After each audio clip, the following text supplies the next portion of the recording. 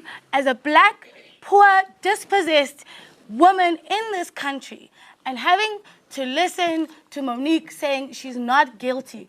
But I'm living under white supremacy right now. And we skip away of the violence of white supremacy because we talk about the township, we talk about poverty as things that are it's just irrelevant. That lady's story is so powerful because it's the story of my mother, it's my story, it's the story of every black person in this room who has been dispossessed, who lives under violence every day in this country. So I'm sorry, Sarah, I don't want you to live in ways that you want to give back the land, because I want to take back the land, because for me, psychologically, it's very important that I take back the land. You don't give it back to me because it was taken back forcefully under colonialism. So I want... Hi guys, I'm B-Boy. Welcome back once again to my YouTube channel. Remember, if it's the first time you're coming across my video, don't forget to like this video, subscribe and share. Okay guys, and to my returning subscribers, thank you so much for your time. Thank you for the love and support. Okay guys, in today's clip we want to talk about this clip. I want you to watch this clip from a South African lady, from an African lady who she has really came out. She's defending African countries and Caribbean countries. She is tired of the oppression by the white people. She's tired of the violence of the white people, and she just wants the white people to get out of their country and to give them back their land. Kindly watch this video till the end and then you come back for more discussion. So, Wanelisa, why are you so obsessed with whiteness? Why can't we be preoccupied with being successful in business, in the arts? I mean, like Ferial Haffajee says in her book, what if there were no white people? I think for me, I'm not obsessed with whiteness. I'm obsessed with black liberation. And I'm obsessed with the rebuilding of black humanity in this country. So to read my obsession with black liberation as an obsession with whiteness, I think is incorrect, because we live in a society that is very dishonest about the kind of power, the kind of brutality that white bodies, even without doing anything, hold.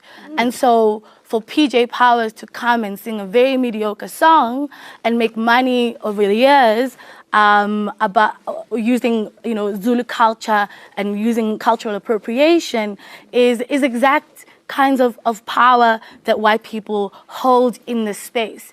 And there's a generation of young people who are sitting, some of them sitting in this audience, who are moving away from the lies of Mandela to say, actually, we want the land at this point in time. Woo! Good child. Peter, I'll give you the honor of replying. Yeah. With regards to Jabulani, in 1982, it was probably before you were born, I went into Soweto with a rock song called You're So Good to Me. It didn't have a black note on it. I think some of the older people may remember it. It was You're So Good to Me. It was a rock song that suddenly charted on the Radio Zulu charts. So if you think that I adapted black culture, that is not the case at all. In fact, the black people put me on their wings, okay, and carried me, and have ever since. It is something I'm incredibly proud and grateful for. And it hurts me to see somebody that I have fought for my entire life, okay, in my own way, in what I can do. I'm not a politician, I'm not a statistician, I can't do any of those things. What I can do is talk out about whinging whites that we have in this country. And I will always have loved and always will love this country. The book that I've written is dedicated to the people of Soweto. All right. Rebecca, are all white people racist? 100%. How can you be a white South African and not be racist? And I don't mean that in the way of you necessarily consciously think that black people are inferior. I mean that there is just no way that you could have been born into this society without internalizing racist assumptions. But let's not make that the end of the conversation. It's not racist, it's just a fact. Let's not make that the end of the conversation. Let's say, yes, sure, we are all racist, and what are we going to do about it? Let's move on. Let's not make that the final insult. Monique, do you agree with Rebecca saying 100%? No, all white I people are totally racist? Disagree with what she's saying. I think that whiteness and white privilege has become this buzzword that you hear all the time. But actually, it's a way to silence anyone that is not of color. What she was basically saying is, if you are a white person, you are racist just because you are white, without any evidence. I am not a racist person. I respect all people. I respect black people, white people, colored people. So I feel it's very offensive to say that all white people are racist. It's just not true.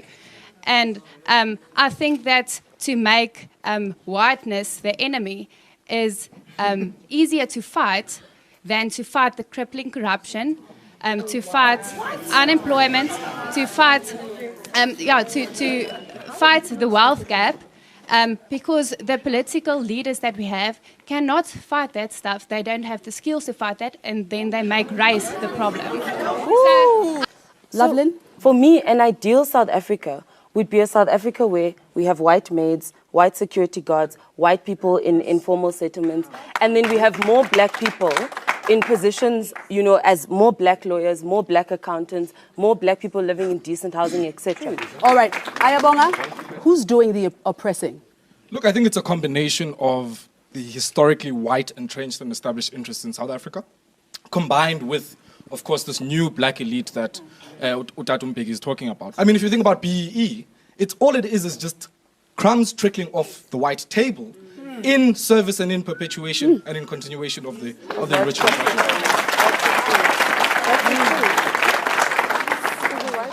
I just want to say something. You know, the most disempowering, destructive and devastating racism is not personal racism. The penny sparrows can spew as much racist filth as they want to. It doesn't kill anyone. You must address the fact that the ANC left intact, virtually untouched. This, when Malema and them speak about white monopoly capital, it's not a myth.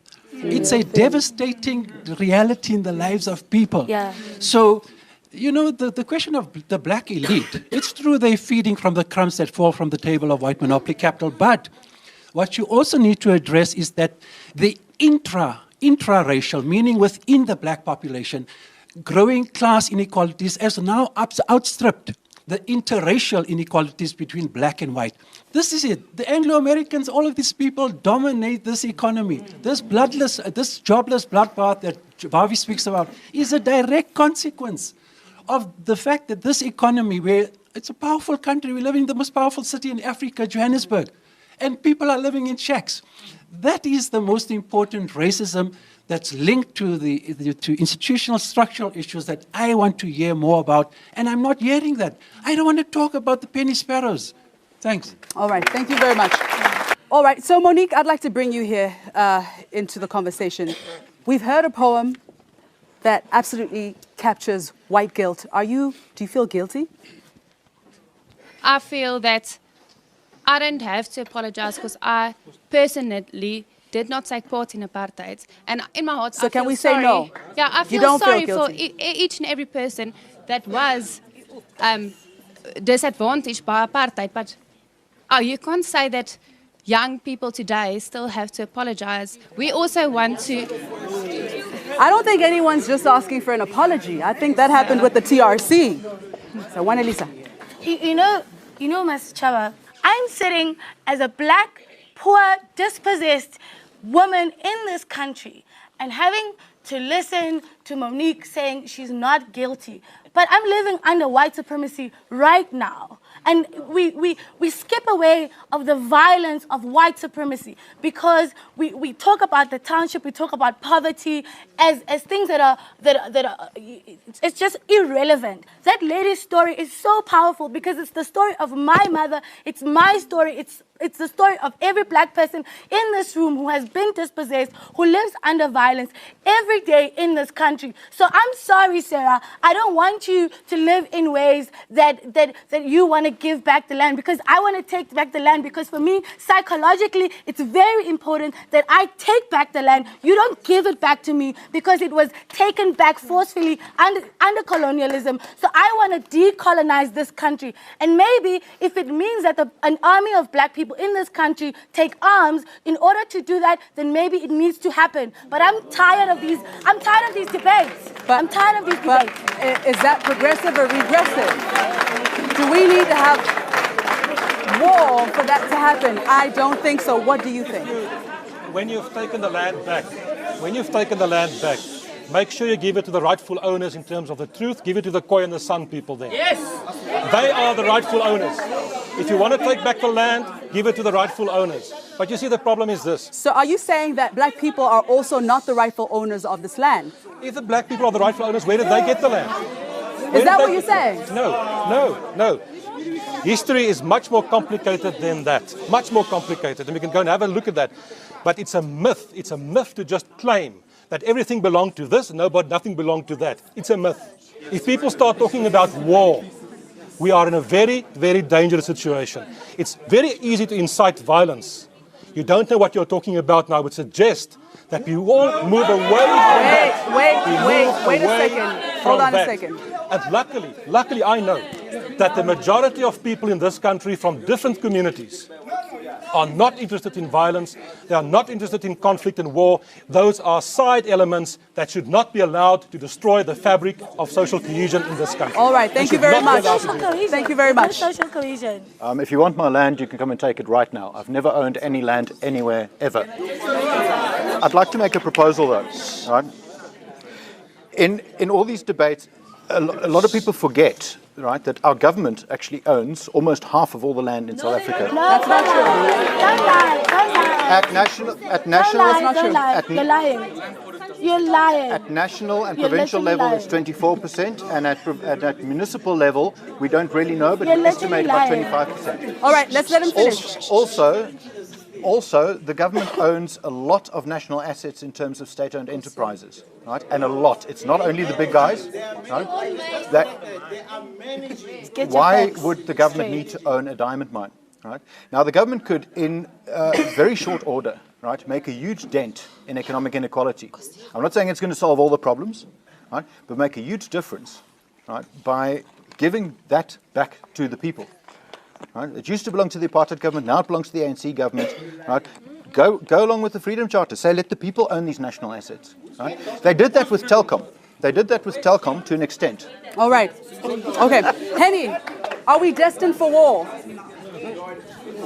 I don't think we should wish for war. I think, Masachaba, we speak easily about it, and I understand our frustration, but I think we must, in respecting those who fought for our freedom and who have fallen, we shouldn't wish this thing back upon us. But equally must, and it is our freedom for all of us and a responsibility to act. And I say equally for white people to act responsibly. And while we talk about the land issue, and it is fundamental, I think equally we have to talk about our economy. We have to say every year about 300 billion rand leaves this country in capital that very wealthy people own, which they move offshore. It's a fundamentally unpatriotic act that happens of undermining the future of this country. It's that which we need to equally hold responsible, to say to those who have money that we are going to look at ways in which that money must be reinvested in the future of all of our people. Hi guys, welcome back once again. I hope you have heard the full clip, and I really support this black lady, this woman. She has really came out and she's saying what they are facing, and she's saying that this was brought by the lies of Nelson Mandela, because when Nelson Mandela, he came out of prison, he's a man of peace, and he said that those white people who have their land, let them own their land. Those black people who have their own land, let them own. He just wanted peace, and he just wanted people from South Africa to stop fighting. And this is the problem that is not facing, or it's not only the problem in South Africa. It's a very big problem that is happening in Caribbean countries and even African countries. We have all seen how there is a lot of white investors who are coming to African countries, Caribbean countries. They are taking advantage of these countries because they know these lands, they are fertile, they have minerals, they have everything you can want. They come to these African countries, they buy land, big land, and they start investing in it. Yeah, it's not a big problem investing in African land, but at the end, it will cause some chaos. It will start to bring some racism to African countries, whereby we all know racism is all over. Whenever there is a black and a white person, if they meet, there must be racism. And this African woman from South Africa, she's tired. She just wants to get the land back, and she has really come out and said that if it will force the black people to march with weapons. They want to decolonize the South African countries. They are tired of the white people violence, and we have all seen how there is a lot of crime rate in South Africa because of how youth, they have no jobs opportunities, they are idle, and it's because, and we have all seen a lot of racism in South Africa because you all know South African, there is a lot of white people in South African, black people, and the black people in South Africa, they are feeling that there is a lot of, they are facing a lot of violence from white people because these white people want to buy all the land in South Africa. They just want to take all over South Africa. They want it to be like a white country instead of being an African country, because you all know South Africa is from African continent. And this lady has really come out and she's saying that they are tired of this. They are tired of this violence that are facing by the white people, because the white people in South Africa, they are feeling like they are owning South Africa. They don't even recognize black people. They create a lot of racism. They hate black people. And in South Africa, if you see, a lot of lands are being owned by white people. A lot of companies are being owned by white people. They just want to take all over South Africa to make it a white country. And these black people in South Africa, they don't want it to be like that way. They say that if it will force them to decolonize this country, it will lead to that point. We have all seen this is not a problem that is facing South Africa only. We have all seen a lot of countries like Jamaica and a lot of countries in Africa. They are making deals and making partnership with, let's talk about people like Chinese. They make partnership with Chinese, our leaders who make partnership with Chinese, and when they come to our countries, yeah, they do some investment, but this investment come with some consequences whereby our own local people, our own African people, they are being mistreated. They are being treated in a bad way, whereby these people, they are racist. Even if they give you job, they will pay you peanuts. They will pay you little amount of money, whereby you have been oppressed in a job, you have been mistreated in a job, and at the end of the day, you are being paid peanut, you are being paid small amount. Yeah, maybe you are creating job opportunities, maybe you are creating investment, but we don't want you to come into our land and you just take all over it. We don't want you to come to our land and you start disrespecting us black people, because we all know black people, they love one another. Black people, they ain't racist to one another. But if you include these Chinese people, these white people, I've never seen any black person going to a country like America, United States or China to go and invest in that land. I've never seen a black people in China investing in China, because they doesn't like black people. Who told you these white people love you? But you will see a lot of Chinese people in African countries, in Caribbean countries. They have invested all over. Look at a country like Jamaica. Jamaica, they're saying there's a lot of Chinese restaurants in Jamaica, and the Jamaicans are tired of these Chinese people, because these Chinese people, they have went to their land, they have started to disrespect their culture, and the only thing, if you want to mess with Jamaican, disrespect their culture and their way of their lifestyle. This is the thing that the really Jamaican, they hate. The Jamaican, they will respect you if you respect them, but they will hate you and disrespect you if you disrespect them. And this is the reason why these Jamaican people are tired of these Chinese people. And it's not only in Jamaica, even in Africa, we have all seen how Chinese people are making deals of constructing roads. Yes, they are doing a great job, but in return, they are making big deals with the government, whereby they can tell the government, we will build you for a road, but you will have to pay us high amount of money. You will have to pay us taxes, or we will come to your country and do some business, but we will not pay tax. And you will find the local people, if they want to start a small business, they will have to pay a lot of taxes so that you can start your business. This really shows how we have a lot of greedy leaders in our African countries. This shows how we have a lot of greedy leaders in Caribbean countries, and we must stop this, because if you can't stop this, we will continue to going to other countries and we will be deported back to our own countries, because we can't make our leaders to do the right things we want. We can't choose the right leaders. All our system is so corrupt. By these greedy leaders, when they want to be elected, they come to our society, they bribe us with small amount. We are being confused, we are being bribed, we are just being taken for fools, and we vote for them again. And at the end, when they turn to that seat, we see corruption everywhere. things in the country ain't running. Youths, they doesn't have job to do.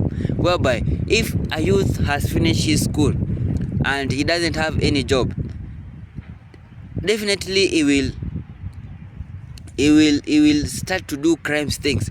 He will start to do drugs, and this will lead to high crime rate in our country, high death rate in our country, because this youth, if he can come a drug dealer or he involved in a crime, the police will chase after him or her and they will kill him. This will lead to high premature death rate. So let us do what is right. Let us choose the right leaders, and we choose those leaders who are removing colonial system in the countries. I really love how President Ibrahim Traore is doing in his country, in Burkina Faso. And this is the reason why there is a lot of hatred. A lot of people really hate Ibrahim Traore for what he's doing, but he's doing the things for the right of his country. We have all seen how Burkina Faso has started to develop, how Burkina Faso want to become the richest, the most developed country in Africa, whereas it was the poorest country in Africa because of the bad or the greedy leadership. So it's high time we remove all these colonial systems. I really feel what this South African lady she's saying. She's saying they are tired of being oppressed. They are being tired of facing this violence of the white people. The white people in South Africa, they have taken South Africa like their own land. They are forgetting that South Africa, it belongs to African people. They want just to take all over the land. They are buying any land they get. They are investing everywhere. Whereas the black people in South Africa, they doesn't have any sound, or they doesn't have any voice to speak for them. But the only people they are blaming is the lies of Nelson Mandela, who brought all this problem by saying, let us be peace in their country. And this is the consequence of what they are facing. There is a lot of white people in South Africa. And when there is a lot of white people, there is a lot of racism in South Africa. And that this is the reason why we have all seen there is a lot of crime in South Africa. A lot of people are being killed because of racism between the black and the white people. So guys, let us do what is right. Let us also pray to God to direct us to choose the right leaders. So guys, if it was for the first time you're coming across my video, don't forget to like this video, subscribe and share. Thank you so much for your time. May God bless you.